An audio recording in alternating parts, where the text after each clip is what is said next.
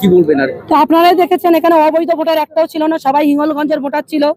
আর এই গ্রাম অঞ্চল, এটা গ্রাম, এটা অত্যন্ত একটা মানে কি বলবো, অত্যন্ত একটা গ্রাউন্ড লেভেলের একটা গ্রাম, যেখানে মানুষ হাঁস মুরগি ছাগল গরু পালন করে নিজেদের ভরণ পোষণ করেন এবং সংসার চালান, পরিবার চালান।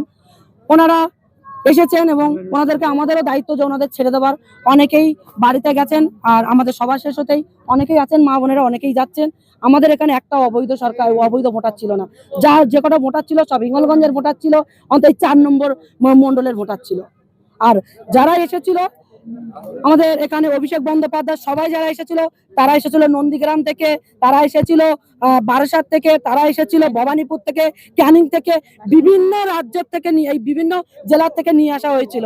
তাই আমি বলবো যে ওই প্রতিবেশী জেলাগুলোর ভোটার এসে হিঙ্গলগঞ্জে ভোট দেবে না, হিঙ্গলগঞ্জেরই ভোটার হিঙ্গলগঞ্জের প্রার্থীদের ভোট দেবে, সে তৃণমূলের হোক, বিজেপির হোক, সিপিএম এর হোক, যে ভোটার যে প্রার্থীর হোক। কিন্তু এখানে ভারতীয় জনতা পার্টি জিতছে। ভারতীয় জনতা পার্টি এই এই এই সভায়, এই সাহেবকালীর এই জনসভায় আজকের প্রকৃত অরিজিনাল ভোটারদের একত্রিত করেছে। তাই আমাদের বিশ্বাস হিঙ্গলগঞ্জ বিধানসভা ভারতীয় জনতা পার্টি বিজেপি সরকার ক্ষমতায় আসছে।